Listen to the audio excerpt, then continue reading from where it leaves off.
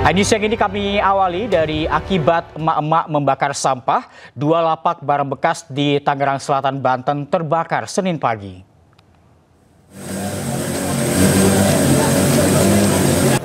Petugas berupaya memadamkan api yang membakar 2 lapak barang bekas di Pondok Aren, Tangerang Selatan, Senin pagi. Banyaknya material mudah terbakar membuat api cepat membesar. Proses pemadaman terkendala sulitnya sumber air serta akses yang sempit menuju lokasi. Api diduga berasal dari sampah yang dibakar seorang emak-emak.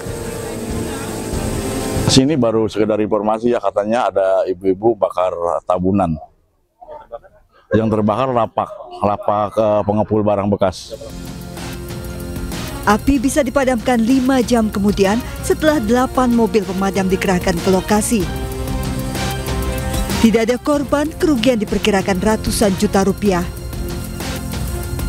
Dari Tangerang Selatan, Banten, Nunung Purnomo, iNews melaporkan. Gara-gara ketinggalan kapal, ratusan calon penumpang kapal Pelni mengamuk di pelabuhan kota Bau-Bau, Sulawesi Tenggara. Calon penumpang kesal lantaran tertahan di loket penukaran tiket, sementara kapal sudah berlayar.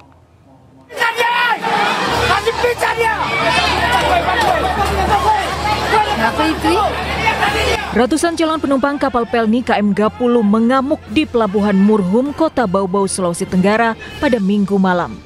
Para calon penumpang mengejar kepala Pelni cabang Bau-Bau untuk minta pertanggungjawaban. Beruntung aksi ini bisa dicegah aparat kepolisian dengan mengamankan kepala Pelni yang nyaris jadi sasaran amuk massa.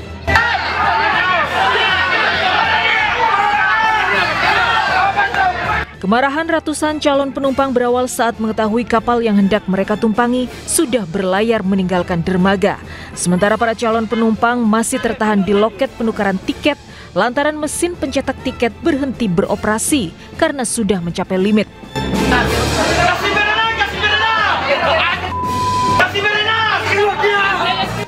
Akibatnya, ratusan calon penumpang tujuan kota Ambon, Maluku batal diberangkatkan. Untuk meredam kemarahan calon penumpang, pihak PT Pelni berkoordinasi dengan sejumlah travel jasa penukaran tiket untuk proses pengembalian uang tiket. Dari kota Bau-Bau, Sulawesi Tenggara, Andi Eba, iNews melaporkan. Aksi pengadangan taksi online oleh sejumlah pengemudi ojek pangkalan di Stasiun Tiga Raksa, Kabupaten Tangerang, Banten viral di media sosial. Pengemudi ojek pangkalan memaksa membuka pintu mobil, meminta penumpang wanita yang membawa bayi turun saat kondisi hujan deras.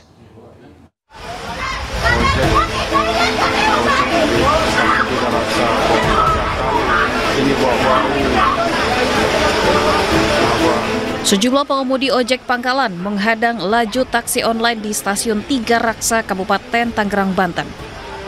Para pengemudi ojek pangkalan memaksa membuka pintu mobil dan meminta penumpang wanita yang sedang membawa bayi turun di tengah kondisi cuaca hujan. Insiden ini pun membuat penumpang histeris, meluapkan emosinya kepada salah satu pengemudi ojek pangkalan yang memaksa mereka turun. Dalam video juga terlihat seorang pengemudi ojek pangkalan yang melakukan penghadangan membawa sebongkah batu seolah bersiap untuk merusak mobil. Saksi mengatakan peristiwa penurunan paksa penumpang ojek online maupun taksi online sudah sering terjadi di stasiun ini karena para pengemudi ojek pangkalan melarang pengemudi ojek online maupun taksi online mengambil penumpang di Stasiun Tiga Raksa. Kalau sejujurnya aku sering lihat, cuma kejadiannya yang kemarin itu bawa bayi gitu.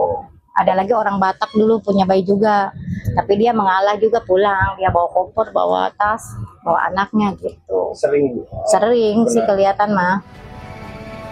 Pasca viral, polisi melakukan penyelidikan dan memintai keterangan 3 orang pengemudi ojek pangkalan. Petugas gabungan berencana melakukan mediasi kepada kelompok ojek pangkalan dan ojek atau taksi online.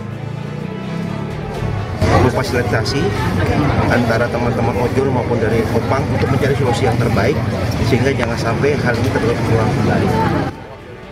Kedepan Polresta Tangerang juga akan melakukan pemantauan secara berkala di Stasiun Tiga Raksa agar kejadian serupa tidak terulang. Dari Kabupaten Tangerang, Banten, Aimarani, iNews melaporkan. Takut ditilang, sejumlah pengendara motor di Tomang, Jakarta Barat nekat kabur menghindari razia polisi. 2 pekan operasi Patu Jaya, sebagian besar pemotor yang terjaring razia karena tidak memakai helm dan tidak memasang plat nomor.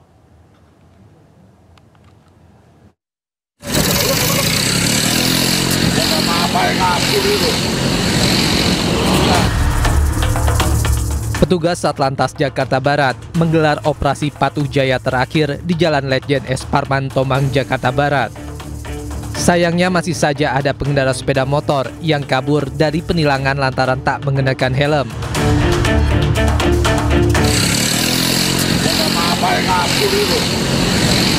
Tak hanya pengendara sepeda motor, pengendara mobil yang melanggar rambu lalu lintas pun ditilang. Tadi buru-buru jalannya, Mas. Iya, keburu telat juga. Tadi udah ingetin anaknya. Kita kena teguran tilang teguran lah gitu. Karena lagi Patuh Jaya kayak gitu. Besok nggak bakal ngulangin lagi. Operasi Patuh Jaya 2025 yang dilakukan Satlantas Jakarta Barat hanya menindak pengendara yang melakukan pelanggaran lalu lintas dengan surat tilang teguran. 3 pekan sudah misteri kematian diplomat Kemlu Arya Daru Pangayunan mulai menemukan titik terang. Namun polisi masih mencari ponsel milik Arya Daru dan pengungkapan isi ponsel seharusnya bisa menjadi petunjuk jejak digital Arya Daru Pangayunan sebelum meninggal dunia.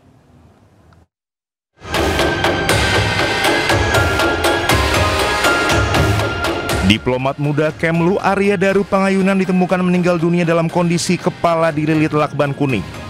Korban ditemukan dalam kondisi berpakaian kaos dan celana pendek, serta badan ditutupi selimut di atas kasur. Kabid Humas Polda Metro Jaya, Kombes Pol Ade Arisham Indradi mengatakan, ponsel milik diplomat Kemlu Arya Daru Pangayunan belum ditemukan hingga saat ini. Penyidik telah memeriksa sejumlah lokasi seperti kamar indekos, kantor Kemlu maupun pusat perbelanjaan. Namun ponsel tersebut belum berhasil ditemukan. Belum. Tadi kami sampaikan kami tidak menemui hambatan dalam proses ini. Ya. Sebelumnya, Komisioner Kompolnas Hoirul Anam mengatakan pengungkapan ponsel tersebut seharusnya bisa menjadi petunjuk jejak digital Arya Daru Pangayunan sebelum meninggal dunia. Anam memandang penyebab kematian Arya Daru bisa disimpulkan dari hasil autopsi dan semua jejak digital seperti CCTV yang sudah dikumpulkan penyidik. Tim Liputan Anyus melaporkan. Polda Metro Jaya gelar perkara kematian Arya Daru, diplomat Kemenlu yang ditemukan tewas terlakban di kamar kosnya. Tadi disebut oleh Pak Kasubdit bahwa ada banyak... Gelar perkara dilakukan usai polisi menerima hasil laboratorium forensik dari sampel dan juga barang bukti. Polisi juga telah memeriksa sedikitnya 20 kamera pengawas dan memanggil sejumlah ahli untuk mengungkap misteri kematian Arya Daru.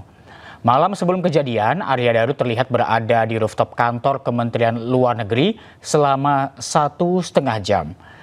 Dari rekaman kamera pengawas, saat naik ke rooftop, korban ini membawa 2 buah tas. Namun saat turun gedung, korban tidak lagi membawa barang bawaannya tersebut. Polisi menyebut tas korban pun ditemukan di tangga darurat gedung Kementerian Luar Negeri. Tangga darurat tersebut merupakan satu-satunya akses menuju ke rooftop gedung Kementerian Luar Negeri. Sebenarnya fakta-fakta itu sudah kami ketahui, ya makanya kami bilang soal titik tempat yang paling penting ada di 3 tempat, ya. Tempat pertama memang kos-kosan, tempat kedua memang tempat pusat pembelanjaan, tempat ketiga adalah tempat pekerjanya almarhum. Nah itu semua sudah ditelusuri, rapi, rekam jejak digitalnya ada, ya menit per menit juga ada, rekam jejak gambar CCTV juga ada. Sehingga sebenarnya kasus ini terang benderang dalam sisi peristiwa. Dalam sisi penyebab kematian, nah kita memang masih... Dan untuk mengetahui informasi terkini, kita sudah terhubung dengan rekan Naura Syafiqah di Polda Metro Jaya. Selamat siang, Naura. Apakah gelar perkara sudah dimulai? Ya, selamat siang Reza dan juga pemirsa. Pada hari ini di Polda Metro Jaya gelar perkara sedang dilaksanakan secara tertutup dan tadi dimulai pada pukul 10 waktu Indonesia Barat. Dan pada hari ini 4 saksi ahli dihadirkan, yaitu dari ahli toksikologi, ahli forensik, psikologi forensik dan juga ahli cyber. Dan tidak hanya dari pihak internal saja yang hadir, ada juga dari pihak eksternal yaitu Kemlu, kemudian Komnas HAM dan juga Kompolnas yang hadir pada gelar perkara hari ini dan akan melaksanakan rapat ANEF atau analisa dan evaluasi terkait penyebab kematian dari diplomat muda Arya Daru Pangayunan. Dan pada hari ini juga tadi kami sempat mendengar pernyataan dari komisioner dari Kompolnas yaitu Khairul Anam, di mana ia menyatakan bahwa pada hari ini ahli akan saling dengar pendapat dan nantinya akan disimpulkan penyebab kematian dari Arya Daru yang nantinya akan disampaikan kepada publik. Namun dari informasinya kami masih belum menerima akan berjalan berapa lama untuk gelar perkara hari ini dan akan disampaikan pada pukul berapa, kami juga masih belum menerima informasi tersebut. Dan tadi juga disampaikan bahwa memang dari pihak keluarga ini belum terkonfirmasi akan hadir atau tidak pada hari ini. Namun Khairul Anam dari Kompolnas berharap bahwa keluarga dapat hadir dan dengar secara langsung bagaimana proses rapat ANEF dilaksanakan. Kemudian juga terkait dengan informasi dari beberapa pekan terakhir yang kita terima bahwa memang untuk Arya Daru ini sempat rekam CCTV pergi ke rooftop dari Kemlu selama 1 jam 26 menit. Kemudian juga terkait dengan ponsel Arya Daru yang masih belum ditemukan hingga saat ini, dan juga dari lakban yang ditemukan di kamar kosannya yang juga digunakan untuk melakban wajahnya. Ini ternyata merupakan lakban yang memang ia gunakan untuk mengemas barangnya untuk hendak pergi ke luar negeri.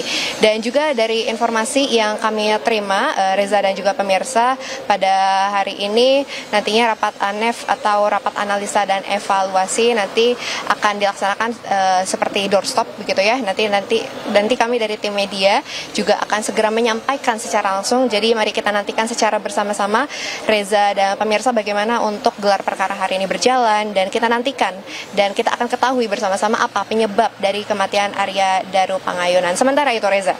Baik, terima kasih Naura Syafiqah. Kita tunggu terus update-nya. Selamat siang, selamat bertugas kembali. Anda masih bersama kami di iNews Siang. Pemirsa, pertandingan sepak bola antar kampung di Kabupaten Tangerang, Banten berakhir ricuh. Sejumlah supporter tak terima dengan keputusan wasit hingga akhirnya kericuhan antar dua kubu tak terhindarkan.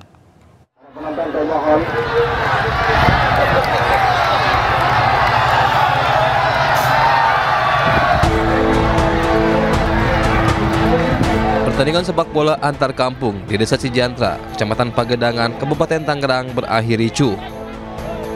Kericuhan terjadi usai wasit memberikan kartu merah ke salah satu pemain. Puluhan supporter pun memasuki lapangan dan berupaya mengejar wasit.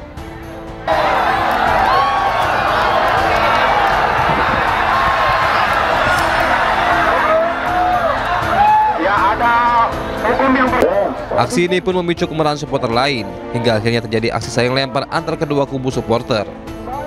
Dikasih kartu kuning, ngotot kan, akhirnya keluarlah kartu merah, akhirnya tidak diterima oleh tim antar ya.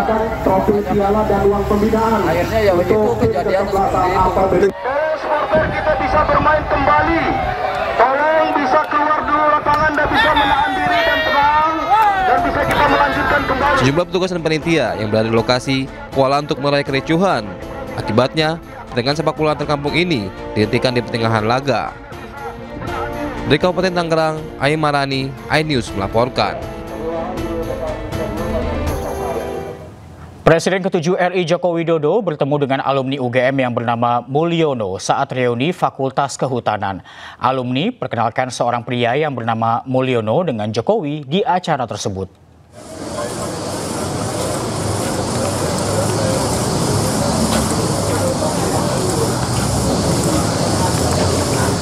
Pertemuan Jokowi dengan pria bernama Mulyono menghiasi reuni ke-45 tahun Angkatan 1980 di Fakultas Kehutanan UGM Sabtu kemarin. Mulyono merupakan teman angkatan Jokowi saat kuliah di Fakultas Kehutanan. Terkait sosok Mulyono ini, Jokowi berkelakar agar tidak menambah masalah. Jokowi ini ada yang namanya Mulyono asli bapaknya.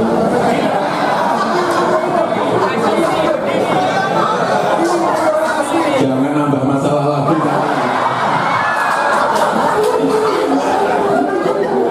Udah Hari Mulyono dimasalahin, almarhum, dia tambah lagi Mulyono.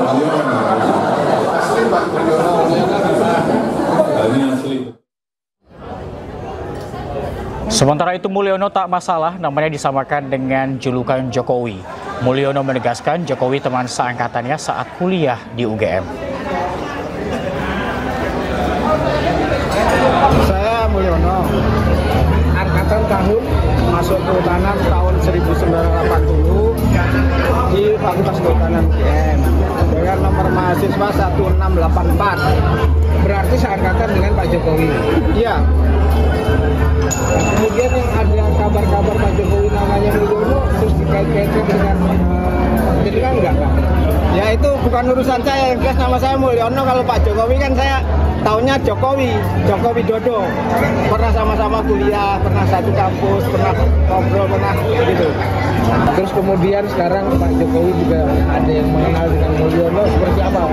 Bapak perasaannya gimana Pak? Saya nggak ada apa-apa kan itu, saya nggak ikut-ikutan lah yang itu. Mulyono, salah satu teman satu angkatan Presiden ke-7 RI Joko Widodo, menyebut di tahun 1980 tidak ada jurusan Fakultas Kehutanan UGM. Mulyono mengatakan walaupun kuliah di Fakultas Kehutanan, tetap diperbolehkan membuat skripsi di bidang ekonomi manajemen. Ada jurusan. Kalau Pak Mulyono sendiri jurusannya apa? Saya Fakultas Kehutanan, cuma skripsinya saya ngambil bidang ekonomi manajemen. Jadi tidak ada jurusan Fakultas Kehutanan. Jadi saya tegaskan tidak ada jurusan saat itu, cuma saya skripsinya ngambil apa. Terus kuliahnya kebanyakan bobot mata kuliah ngambil bidang apa. Ada ekonomi manajemen atau apa? Ya ekonomi manajemen, ada teknologi, hasil hutan, ada apa namanya itu silvikultur kalau nggak salah. Pokoknya tidak ada jurusan cuma. Hal senada juga disampaikan Mustoha Iskandar, teman satu angkatan Joko Widodo yang juga mengaku tidak ada jurusan di Fakultas Kehutanan UGM 1980. Hal tersebut disampaikan Mustoha Iskandar saat menghadiri acara reuni alumni 1980 Fakultas UGM di Sleman, Yogyakarta. Sekarang nggak ada jurusan, Pak. Siapa yang bilang ada jurusan kehutanan itu? Jadi jurusannya itu saya jelasin ya. Jurusannya itu nanti udah semester akhir, ngambil mata kuliahnya apa, ya kan? Kemudian topik skripsinya apa. Nah, kemudian orang bilang kalau kayak saya nih, karena saya menanam pilihannya itu nanam meneliti diameter pertambahan daun dari mulai kecil sampai berapa meter, maka saya dibilang jurusan silvikultur gitu. Nanti ada yang meneliti masalah ekonomi, dibilangnya ekonomi hutan. Ada yang ngurusi kayu, disebutnya teknologi kayu, ya kan? Jadi bukan berarti teknologi kayu itu agak memang apa ya, itu cuman lontaran orang kalau ngambil itu wah berarti dia jurusan. Pemirsa, hari ini Polda Metro Jaya memanggil 3 aktivis dan YouTuber sebagai saksi terkait laporan Presiden RI ke-7 Joko Widodo soal kasus pencemaran nama baik. Hari ini yang akan diperiksa 3 orang, 2 aktivis dan 1 YouTuber. Pertama yang diperiksa adalah Dr. Yulia Widyaningsih MM. Beliau ini salah satu aktivis yang kita kenal, bareng-bareng berjuang dalam mengungkap kebenaran dan keadilan untuk bangsa Indonesia. Beliau dipanggil, pemanggilan untuk Dr. Yulia nanti di jam 10. Jam 11. Yang kedua Sunarto ya. Sunarto ini, Bung Sunarto adalah YouTuber, panggilannya jam 10. Pasalnya juga sama seperti yang saya sebutkan tadi. Kemudian yang ketiga ada aktivis Rahmat Himran. Nah, nanti agak siang ya, jam 1, tapi nanti kami akan koordinasikan apakah bisa diperiksa lebih awal. Yang jelas kami semua hadir memenuhi panggilan dari penyidik Polda Metro Jaya sebagai wujud daripada ketaatan warga negara pada hukum. Bahkan ada Bung Rahmat Himran, beliau kondisinya sakit ini. Bahkan, mohon maaf, fotonya ya, foto. Buka kakinya. Nah, ini mohon maaf, kenapa tidak kami tunjukkan, tolong dibuka. Kaki Bung Rahmat Himran itu sedang dalam kondisi berat begitu ya. Sakitnya berat, kena gula, tadinya ada benjol dari apa sebelumnya? Bisul, dioperasi dan membengkak seperti ini kondisinya. Tapi sekali lagi, karena sebagai warga negara yang baik, Bung Rahmat Imran tetap datang memenuhi panggilan penyidik walaupun dia warga negara biasa. Berbeda sekali dengan pelapor saudara Joko Widodo yang dipanggil ke Polda Metro Jaya tidak hadir alasan kesehatan, tapi pada saat yang bersamaan justru hadir di Kongres Partai Solidaritas Indonesia. Bahkan alasan selanjutnya dikatakan tidak bisa keluar kota karena anjuran dokter alasan kesehatan. Tapi berikutnya 2 hari yang lalu atau sehari yang lalu justru hadir dalam acara reuni yang itu tidak di Solo. Itu juga di luar kota, itu ada di Yogyakarta. Karena itu saya dari tim kuasa hukum atau tim PH dari pihak saksi yang hari ini dipanggil ingin menyampaikan kepada publik. Inilah kondisi bangsa kita. Kita ke informasi berikutnya pemirsa, usai divonis 3,5 tahun penjara, Hasto Kristianto masih menjadi Sekjen PDI Perjuangan. Pergantian Hasto merupakan hak prerogatif Ketua Umum dan disampaikan melalui Kongres.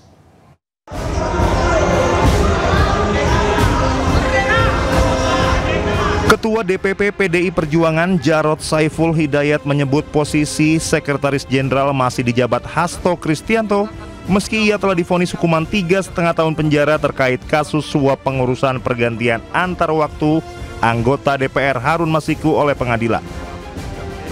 Menurutnya, posisi Sekjen PDI Perjuangan menjadi hak prerogatif Ketua Umum Megawati Soekarno Putri dan akan diputuskan melalui Kongres yang rencananya digelar tahun ini untuk mengukuhkan Megawati Soekarno Putri sebagai Ketua Umum periode 2025-2030. Namun Jarod tidak merinci kapan Kongres PDI Perjuangan akan dilakukan. Sampai sekarang masih tetap sebagai Sekjen, ya, dan masih belum diganti. Makanya nanti menunggu hasil Kongres. Kapan hasil Kongresnya? Kan gitu kan pertanyaanmu? Ya ditunggu saja. Yang penting itu tahun 2025 dan menurut anggaran dasar rumah tangga, jadwal Kongres yang menentukan adalah Ketua Umum. Sebelumnya, Majelis Hakim Pengadilan Tipikor Jakarta menegaskan dalam memvonis Sekjen PDI Perjuangan Hasto Kristianto murni berpegang pada fakta persidangan. Majelis Hakim membantah ada tekanan politik dalam menangani perkara tersebut. Dari Jakarta, Amrina Rida, Muhammad Firmansyah, Anyus melaporkan. Ketua DPP PDI Perjuangan Jarod Saiful Hidayat menilai ada politisasi hukum dalam vonis Sekjen PDI Perjuangan Hasto Kristianto. PDIP meminta KPK menangkap Harun Masiku dan jangan Hasto yang dikorbankan. Itu putusan hakim ya hanya mengandalkan kepada WA. Tidak ditemukan fakta bahwa itu uang dari Sekjen, dari Mas Hasto. Ya. Kalau mau fair betul, ya tangkaplah Harun Masiku. Jangan kemudian Mas Hasto dikorbankan. Nah, inilah praktek dari politisasi hukum. Selalu disampaikan oleh Bu Ketua Umum bahwa kita itu negara hukum, bukan negara kekuasaan. Maka janganlah jadikan kekuasaan itu untuk ya menghukum, mengkriminalisasi sosok-sosok atau orang-orang yang berbeda. Kita ke informasi lain pemirsa, untuk pertama kalinya Kejaksaan Agung mengirim surat panggilan pemeriksaan untuk Riza Khalid. Namun tersangka kasus dugaan korupsi tata kelola minyak mentah itu mangkir dari pemeriksaan.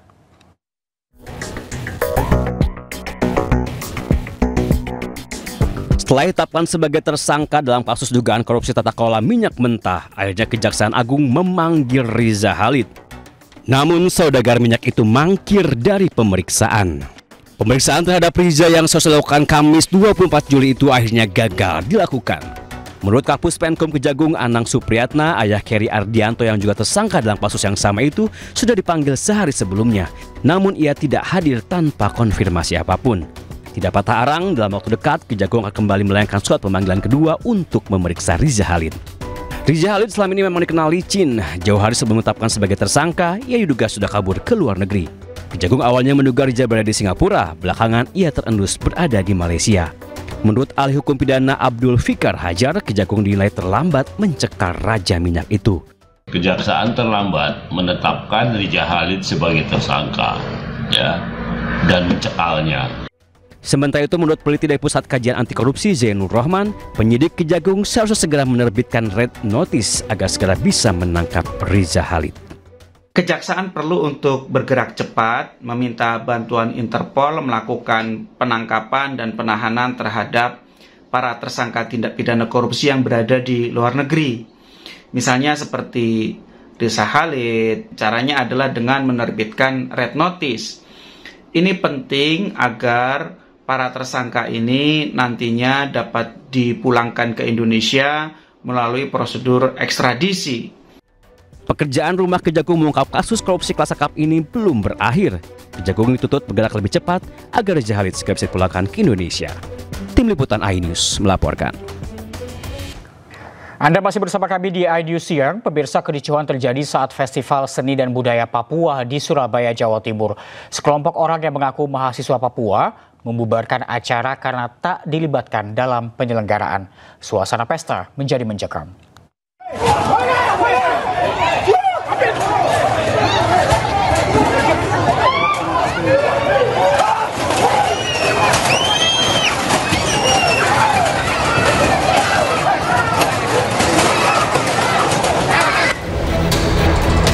Festival Seni Budaya Papua di Kia-Kia, Surabaya, Jawa Timur Minggu kemarin berubah mencekam. Sekelompok orang yang mengaku sebagai mahasiswa Papua muncul dan meminta acara dihentikan.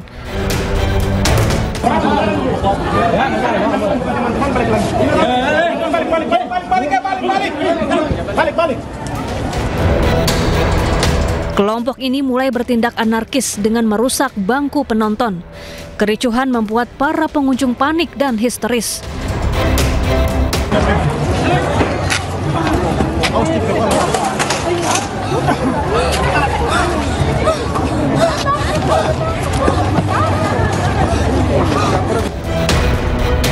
Bahkan seorang pengunjung pingsan dan harus dievakuasi. Hingga beberapa jam ketegangan tak kunjung mereda membuat petugas gabungan dari TNI Polri hingga Satpol PP dikerahkan untuk membuat situasi kondusif. Kasat Intelkam Polres Pelabuhan Tanjung Perak, Surabaya menyebut kelompok yang mengaku sebagai mahasiswa Papua meminta acara dihentikan karena merasa tidak pernah dilibatkan dalam acara. Penolakannya karena mereka dari mahasiswa itu tidak dilibatkan dalam kegiatan tersebut. Oh, dalam pagelaran pentas budaya itu ya? Akhirnya mereka itu ya berusaha untuk menghentikan kegiatan. Acara yang digelar oleh Perkumpulan Alumni Papua Jawa Timur ini menghadirkan musisi Papua hingga atlet nasional, termasuk perwakilan Pemkot Surabaya. Karena ketegangan berlangsung hingga larut malam, acara pun akhirnya dibubarkan. Dari Surabaya, Jawa Timur, Nur Syafei, iNews melaporkan. Satgas Pangan Polri menaikkan status perkara beras oplosan ke tahap penyidikan. Selain itu, polisi juga menetapkan 3 produsen dari 5 merek beras terbukti melanggar hukum.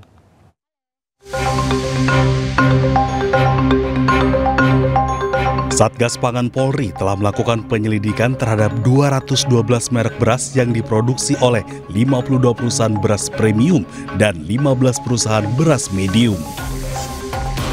Dari proses tersebut, Polri mengklaim menemukan 5 merek beras premium, yaitu Sania, Sentra Ramos Biru, Sentra Ramos Merah, Sentra Pulen, dan Jelita tidak sesuai mutu di kemasan.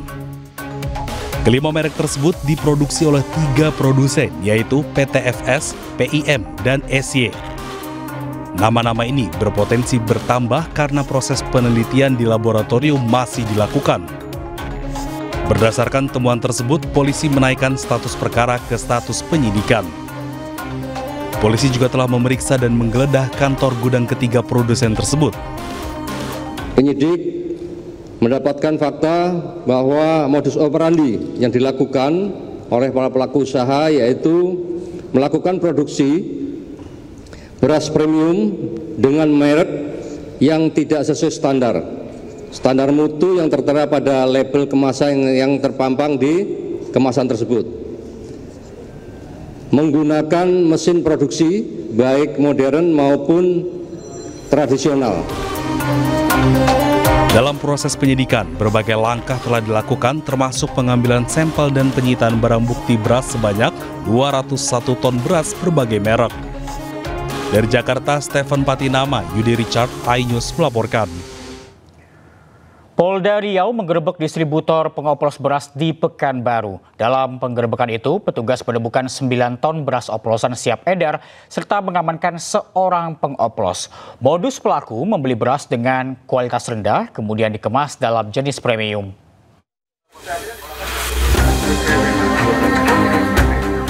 Direktorat Reserse Kriminal Khusus Polda Riau menggerebek sebuah toko yang dijadikan sebagai tempat produksi beras oplosan di Jalan Lembaga Pemasyarakatan Kota Pekanbaru Riau. Seorang pelaku yang merupakan distributor berinisial L diamankan polisi. Total 9 ton beras oplosan berbagai merek beras premium disita polisi. Modus pelaku yakni membeli beras kualitas rendah, kemudian diganti dengan kemasan premium serta kemasan SPHP. Beras oplosan jenis SPHP dijual seharga Rp13.000 per kilogram, padahal pelaku membeli beras kualitas rendah dengan harga Rp6 hingga Rp8.000 per kilogram. Plus yang diambil ada beras reject, kemudian dikemas dalam karung beras SPHP ini bulog, dikemas dalam beras SPHP bulog yang ukurannya 5 kg, kemudian dijual dengan harga Rp13.000. Padahal modal yang dikeluarkan oleh pelaku adalah Rp6.000 sampai Rp8.000. Modus yang kedua adalah repacking beras kualitas rendah. Jadi ada repacking beras yang kualitasnya rendah yang diperoleh dari salah satu kabupaten di sini, kemudian dipack dalam kemasan beras premium. Pelaku sudah 2 tahun beroperasi mengoplos beras kualitas rendah tersebut. Beras tersebut dijual secara ecer ke toko-toko beras yang ada di Pekanbaru. Dari Pekanbaru Riau, Indra Yoserizal, iNews melaporkan. Aksi pencurian kabel lampu jalan nekat dilakukan siang hari di Koja, Jakarta Utara. Akibat pencurian ini, Jalan Raya Koja menuju Pelabuhan Tanjung Priuk menjadi gelap.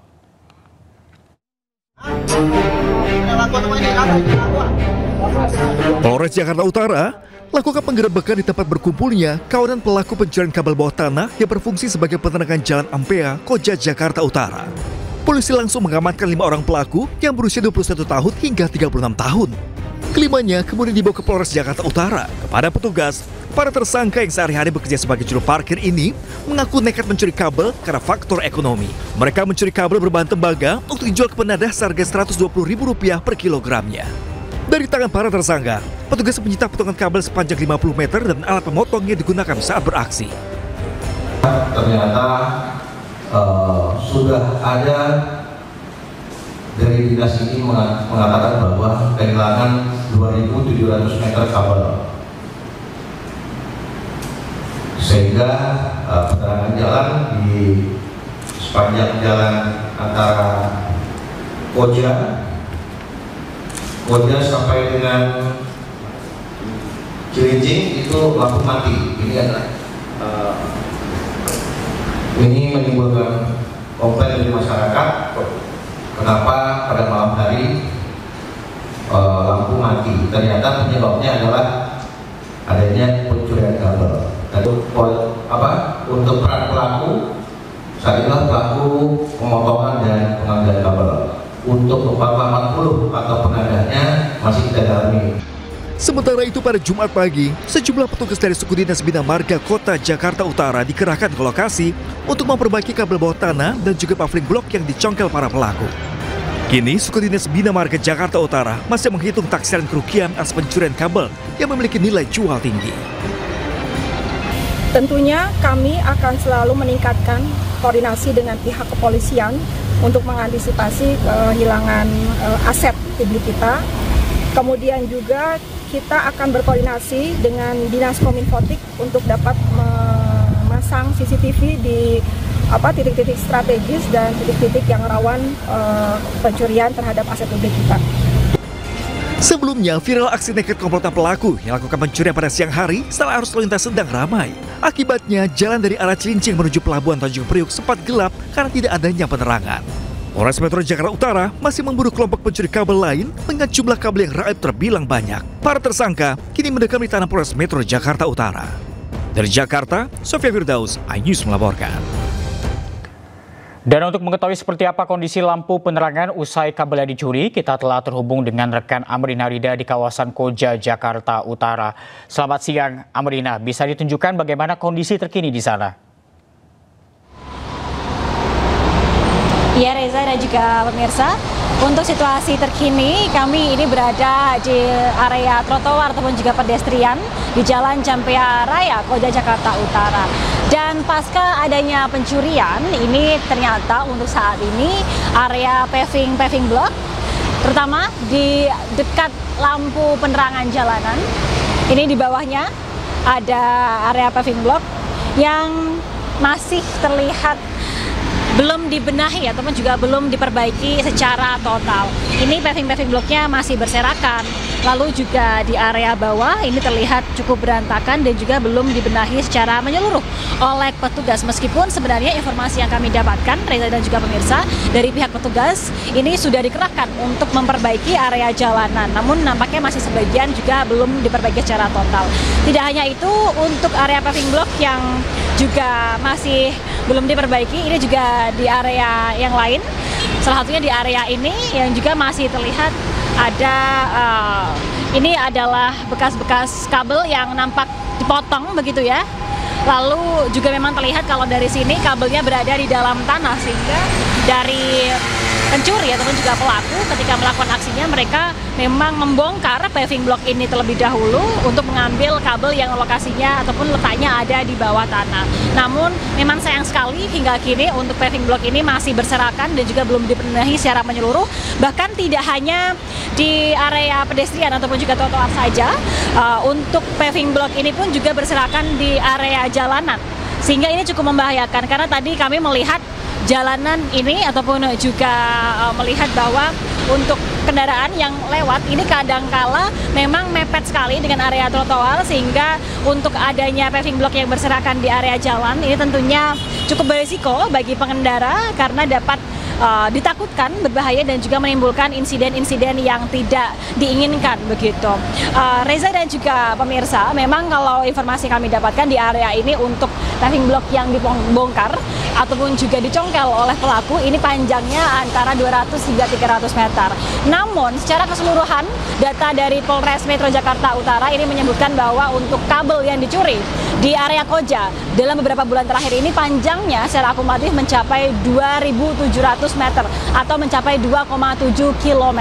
Ini sangat panjang dan tentunya pencurian kabel ini berbahaya karena dapat mengakibatkan lampu-lampu penerangan jalan ini mati dan juga gelap gulita ketika di malam hari, sehingga mengganggu dan juga tidak dapat menerangi pengguna jalan terutama pengendara-kendaraan bermotor begitu. Meskipun hingga saat ini dari pelaku secara terbaru ini ada 7 pelaku yang telah diringkus ataupun juga diamankan oleh pihak Polres Metro Jakarta Utara. Namun tentunya diharapkan agar nantinya pihak pemerintah Provinsi DKI ataupun juga pemerintah daerah Kota Jakarta Utara dapat melakukan tindak lanjut seperti misalnya memasang CCTV ataupun juga memberikan petugas untuk berpatroli di area ini karena rawan sekali adanya pencurian dan juga perusakan fasilitas umum, agar nantinya masyarakat ini bisa lebih aman lagi ketika melakukan kegiatan di area jalan terutama di malam hari, yang mana memang ketika di malam hari di area ini cukup rawan begitu ya, karena penerangan yang minim dan juga terlebih lagi kendaraan yang lewat di sini adalah kendaraan-kendaraan besar.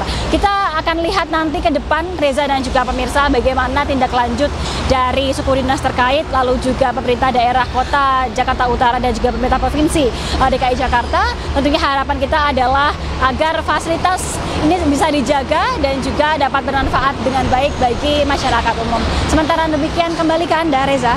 Baik, terima kasih atas informasinya Amrina Rida, melaporkan langsung dari kawasan Koja, Jakarta Utara. Selamat siang, selamat bertugas kembali.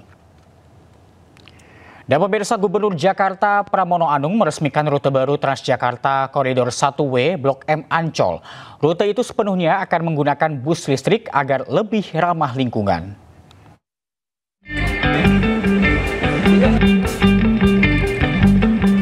Gubernur Jakarta Pramono Anung meresmikan rute baru Transjakarta Koridor 1W Blok M Ancol.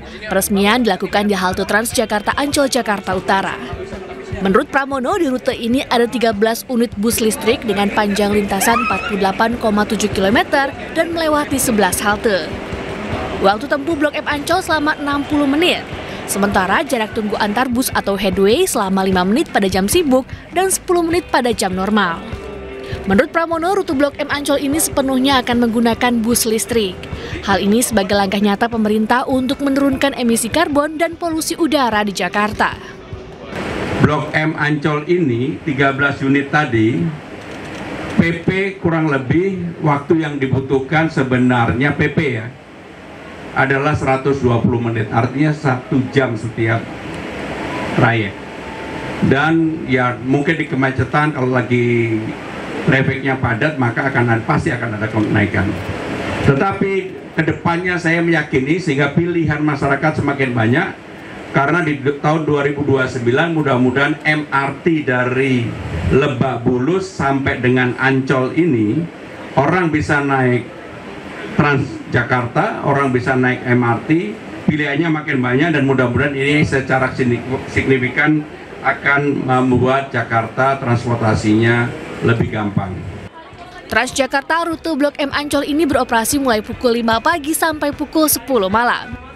Tim Liputan iNews melaporkan. Dan untuk mengetahui informasi terkini, kita telah terhubung dengan rekan Jessica Winoto dari halte Transjakarta Ancol. Selamat siang, Jessica. Apakah rute baru ini diminati oleh masyarakat? Ya, selamat siang Reza dan juga pemirsa. Nampaknya karena memang masih kurangnya informasi dari rute baru yang baru saja diresmikan oleh Gubernur DKI Jakarta, yaitu Pramono Anung di hari Sabtu yang lalu, tepatnya di tanggal 26 Juli 2025. Karena memang situasinya hari ini sangat sepi dan memang kendala lainnya adalah hari ini adalah hari bekerja, yaitu hari Senin. Yang mana informasinya tadi kami sedikit berbincang dengan petugas Transjakarta yang ada di halte Ancol ini, bahwa situasi ini memang sangat normal karena memang jauh lebih ramai di akhir pekan. Lalu Reza dan juga pemirsa, kami juga tadi sudah mencoba secara langsung bus Transjakarta dengan rute yang baru, yaitu dari Blok M menuju Ancol, dan tadi pun kami menghitung bahwa durasi perjalanan kami ada 50 menit hingga 60 menit lamanya, karena memang untuk jarak tempuh dari Blok M menuju Ancol ini adalah 48,7 km. Selain itu Reza dan juga pemirsa, dapat kami sampaikan bahwa kami tadi melewati beberapa halte, yaitu halte ASEAN, Kejaksaan Agung, Masjid Agung, Bundaran Senayan, Senayan Bank DKI, Gerbang Pemuda, Petamburan, lalu langsung masuk ke Tol Selipi. Dan sedangkan setelah dari Tol Selipi ini kita langsung sampai ke halte Ancol. Namun untuk arah sebaliknya dari halte Ancol menuju ke Blok M, ada 2 halte tambahan yang dilewati dari arah Ancol ini, yaitu halte J-Expo Kemayoran, lalu ada juga ke Manggisan. Lalu selain itu baru ke Petamburan dan lain sebagainya. Dan selain itu pun Reza dan juga pemirsa, dapat kami sampaikan untuk tarifnya masih dengan yang normal, yaitu dari pukul 5 hingga 7 pagi adalah Rp2.000, sedangkan untuk dari 7 pagi hingga 10 malam waktu Indonesia Barat adalah Rp3.500. Sementara itu, Reza. Baik, terima kasih Jessica Winoto melaporkan langsung. Terima kasih, selamat siang, selamat bertugas kembali. Ya pemirsa, kembali seorang pendaki asal Sukabumi, Jawa Barat tewas saat mendaki Gunung Slamet di jalur pendakian via Bambangan, Purbalingga, Jawa Tengah. Korban diduga kelelahan dan terjatuh ke jurang sedalam 30 meter.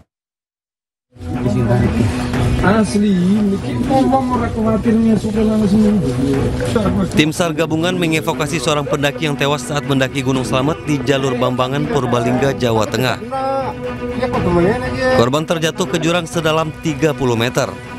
Korban diketahui bernama Yuswandi, warga Desa Cibadak, Kecamatan Cibadak, Sukabumi, Jawa Barat.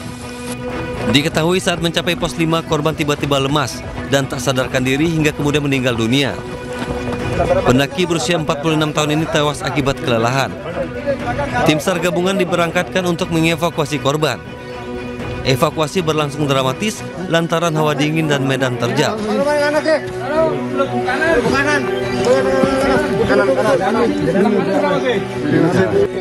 Setelah melalui pemeriksaan medis, jenazah segera dibawa ke rumah duka untuk dimakamkan.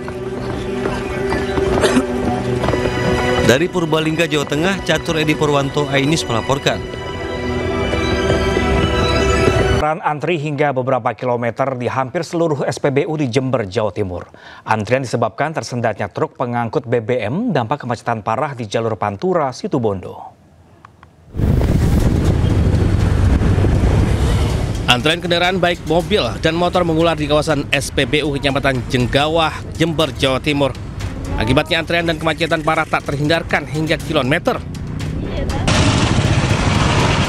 Tak hanya di SPBU resmi, antrean juga terjadi pada SPBU mini di berbagai tempat di kawasan Jember.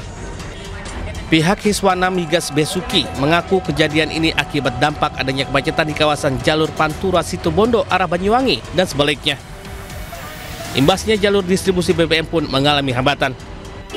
Pihak Pertamina juga sudah melakukan penanganan dengan pengiriman dari Surabaya sehingga diharapkan pasokan segera tertangani dengan baik kembali. Dari Jember, Jawa Timur, Bambang Sugiarto, Anyus melaporkan. Sementara itu pemirsa, warga sekitar TPU Pondok Rangon, Kecamatan Cipayung, Jakarta Timur menggerebek sebuah toko yang diduga menjual obat keras ilegal. Warga resah karena sejumlah pemuda sering membeli obat di toko tersebut.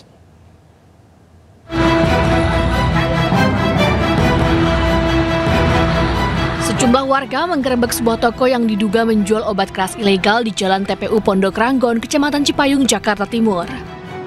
Saat didatangi, toko sudah tutup dan tidak ada aktivitas apapun. Selama proses penggerebekan, pengurus RW menghubungi Babin Kantipmas, Babinsa, dan Satpol PP serta pihak kelurahan. Salah satu warga menyebut toko tersebut menjual obat keras tanpa izin edar yang kerap dikonsumsi anak muda sekitar. Ketua RW menyebut pemilik toko selama berjualan di sana tidak pernah melapor ke pengurus RT maupun RW. Ada barang bukti lah ya. Yang dijual itu obat terlarang termasuk. Saya nggak paham, tapi yang jelas itu obat terlarang, bisa merusak jiwa generasi muda. Warga sekitar berharap polisi dan pihak terkait segera menindak pelaku yang menjual obat keras ilegal. Dari Jakarta, Rio Panik, iNews melaporkan. Sementara itu pemirsa, sebuah akun media sosial sengaja menyebarkan 50 juta data warga Jawa Barat yang diretas hingga membuat gempar.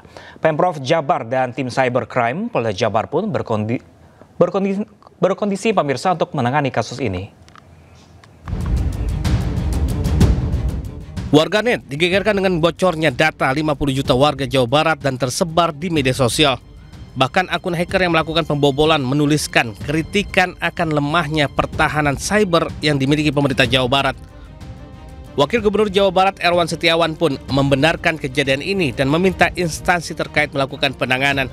Pemprov juga meminta bantuan cybercrime Polda Jawa Barat dan Diskom Info Jawa Barat menyelesaikan kasus ini. Hingga kini Pemprov Jawa Barat belum mengetahui pasti kebocoran datanya seperti apa sehingga perlu dilakukan penelaahan. Kepada Diskominfo untuk segera berkoordinasi dengan cybercrime Polda Jawa Barat dalam penanganan ini. Jangan sampai dibiarkan, jangan sampai melebar dan lebih banyak lagi korban masyarakat Jawa Barat. Ini tadi ada sekitar 9% warga Jawa Barat ya, atau 4,6 juta. Atas kejadian ini Pemprov Jawa Barat pun terus melakukan penelusuran penyebab bisa terjadinya kebocoran data warga Jawa Barat. Dari Bandung, Jawa Barat, Ervan David, iNews melaporkan. Warga Kecamatan Tenjo, Bogor, Jawa Barat digegerkan dengan temuan uang palsu dalam kantong plastik di tempat sampah. Uang palsu diduga sengaja dibuang orang tak dikenal. Kelihatan kalau palsu, kelihatan. Uang pecahan Rp100.000 dalam sekantong plastik ditemukan warga Desa Babakan, Kecamatan Tenjo, Kabupaten Bogor, Jawa Barat. Setelah dicari tahu, uang yang berceceran ini ternyata palsu hingga membuat heboh warga yang melintas. Penemuan uang palsu pecahan 100.000 pertama kali oleh warga yang hendak pergi ke pasar melihat uang dalam sekantong plastik kresek berserakan. Atas kejadian tersebut, warga langsung melaporkannya ke Polsek setempat. Pengecekan termasuk kepada warga sekitar dan kemudian termasuk kepada para desa bahwa apakah ada orang yang menggunakan uang palsu tersebut untuk transaksi. Dan sampai saat ini kami belum mendapatkan informasi tersebut. Hingga kini petugas kepolisian Polsek Tenjo masih menyelidiki pelaku pembuang uang palsu di pinggir jalan raya Tenjo Babakan. Petugas juga menghimbau kepada warga untuk berhati-hati dan teliti jika menemukan uang palsu dan langsung melaporkannya ke Polsek terdekat. Dari Kabupaten Bogor, Jawa Barat, Iwan Setiawan, iNews melaporkan. Pemirsa, co-CEO MNC Group yang juga CEO iNews Media Group, Angela Tanusudibio, berbicara mengenai masa depan industri media dalam event talk show Restart di Jakarta Selatan. Industri media dituntut harus mampu beradaptasi di tengah kemajuan teknologi dan perubahan perilaku masyarakat global agar mampu bertahan dari perkembangan zaman yang sangat cepat.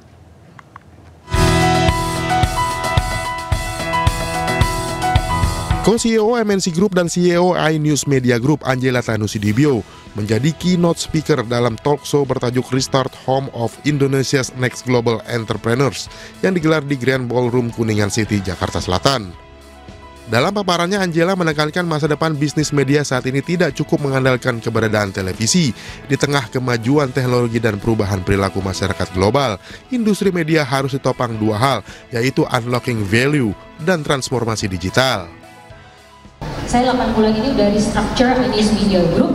Hari ini kita sudah setengah-setengah, resourcesnya sudah terbelah jadi dua antara broadcast dengan digital, ya kan?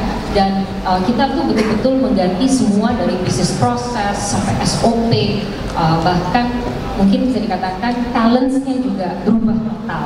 Nah inilah unlocking values supaya kita bisa bermanfaat bagi our stakeholders. Talkshow ini juga membahas mengenai perubahan ekonomi global yang menuntut masyarakat untuk senantiasa beradaptasi dan meningkatkan kapasitas diri. Dunia tuh sekarang lagi berubah sangat amat drastis, lebih cepat daripada kita memahaminya. Jadi sebenarnya itu konsep utama kenapa Restart ini hadir. Kita lihat dari geopolitik Amerika, China, kita lihat dari The Great Wealth Transfer, kita lihat dari revolusi AI, Industri 4.0. Ada satu report bahwa di 2028, 1 dari 2 pekerja global itu harus reskilling. Jadi udah bukan sekedar mendalami ilmu yang mereka punya, tapi mereka harus belajar ilmu-ilmu yang benar-benar baru. Hidup di era digitalisasi tidak hanya menuntut percepatan dalam organisasi kerja, namun turut memperhatikan kecakapan seorang pekerja beradaptasi pada perubahan. Dari Jakarta, Nata Arman M. Khairuddin, iNews melaporkan. Pesawat American Airlines mengalami insiden serius saat lepas landas dari Bandara Internasional Denver Sabtu waktu setempat. Seluruh penumpang dievakuasi dengan selamat dan 1 orang dilaporkan terluka.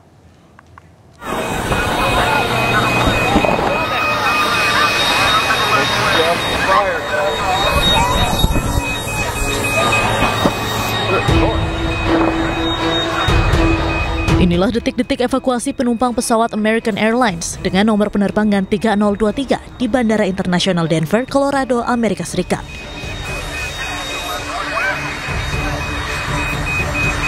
Pesawat berjenis Boeing 737 MAX 8 dengan rute Denver-Miami tersebut mengalami ban pesawat pecah saat lepas landas dan menyebabkan munculnya api dan asap di bagian belakang pesawat. Suara ledakan keras membuat panik para penumpang sebelum akhirnya mereka dievakuasi ke landasan pacu. Petugas pemadam kebakaran segera memadamkan api yang muncul akibat kombinasi ban pecah dan pengereman mendadak.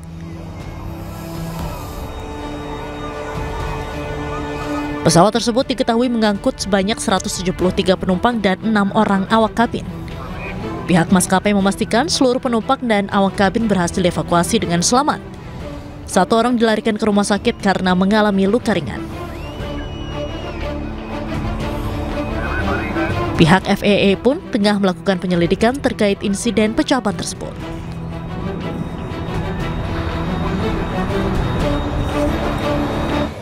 Puluhan ribu warga Kamboja sudah mengungsi dari kawasan perbatasan. Berbagai kerusakan terjadi di kedua negara dan kini jumlah pengungsi diperkirakan masih akan bertambah.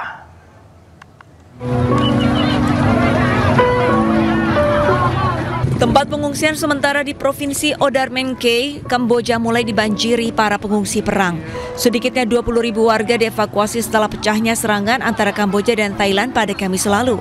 Eskalasi perang meningkat setelah kedua negara enggan dituduh memulai serangan terlebih dahulu.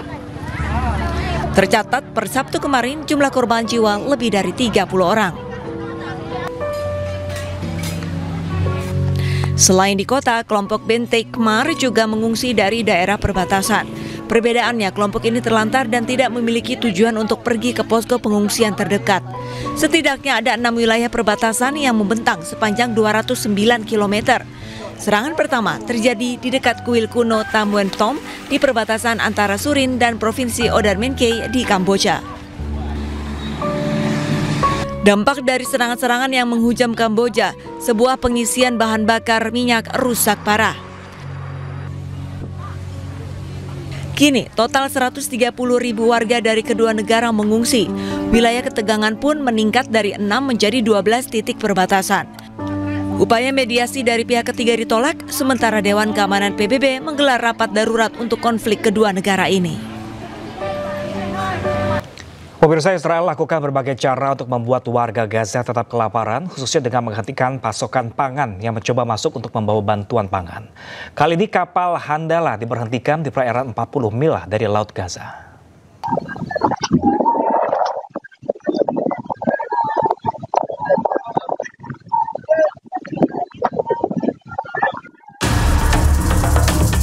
Koalisi Armada Pembebasan atau The Freedom Flotilla Coalition menyatakan kapal Handala telah dicegat oleh tentara Israel. Kapal Handala membawa 21 warga sipil dari 12 negara. Mereka terdiri dari anggota parlemen, pengacara, jurnalis, dan para aktivis. Kapal ini membawa bantuan kemanusiaan seperti susu formula bayi, popok, makanan, dan obat-obatan. Terlihat dari CCTV kapal, pihak tentara Israel naik ke kapal Handala dan memutus kamera serta komunikasi di dalam kapal. Dari web resmi The Freedom Flotilla Coalition menyatakan ketika pasukan Zionis menyergap kapal, semua penumpang diculik dan kargo disita. Pencegatan terjadi di perairan internasional di luar perairan teritorial Palestina di lepas pantai Gaza. Tentunya hal ini melanggar hukum maritim internasional.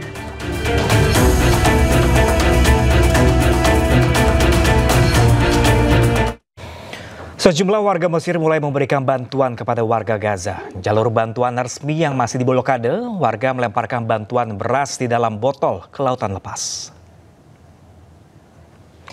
Dan pemirsa, informasi ini sekaligus menutup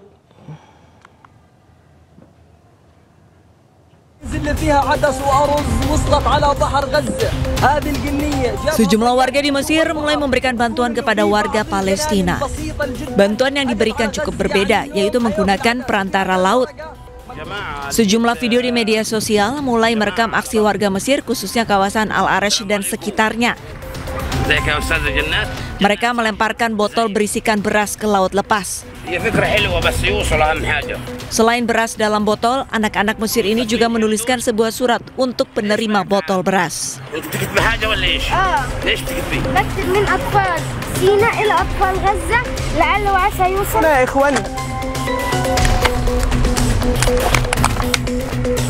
Di video yang lain, seorang pria terlihat melemparkan botol berisikan beras ke tengah laut. Aksi ini kemudian dikenal sebagai Botol Harapan, di mana warga Mesir berbondong-bondong mengirimkan bantuan ke Gaza dengan melemparkan botol berisikan bahan pangan untuk warga Palestina.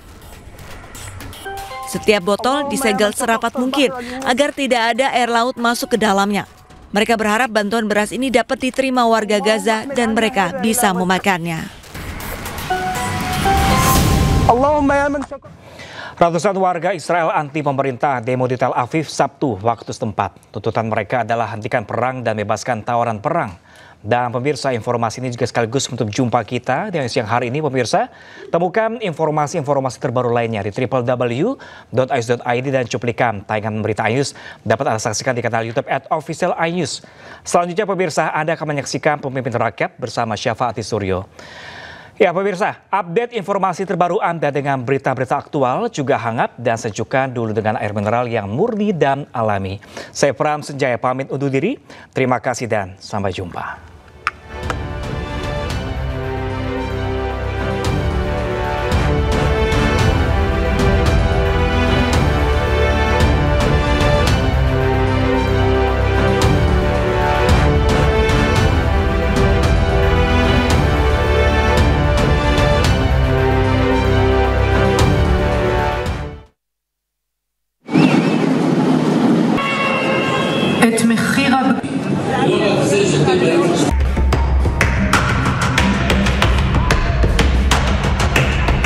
Ratusan warga Israel menuntut pemerintahnya menghentikan perang. Selain itu, mereka juga meminta segera melepaskan tawanan perang. Hal ini dilakukan setelah adanya upaya gencatan senjata yang diinisiasi Amerika Serikat beberapa waktu lalu, namun tak kunjung menemukan kata sepakat. So we are holding pictures of children who has pictures alive, but there are so many children who have killed with no picture left. So we are holding just like a paint with their names in their memory. Saat ini upaya perundingan gencatan senjata masih dilakukan antara Hamas dan Israel di Qatar. Namun sudah beberapa kali pertemuan, kata sepakat masih jauh terlihat. Gencatan senjata yang diinisiasi Amerika ini belum membuahkan hasil. Perang Hamas-Israel pecah pada 7 Oktober 2023. Sudah 60.000 lebih warga Gaza meninggal dan 59% diantaranya adalah perempuan serta anak-anak.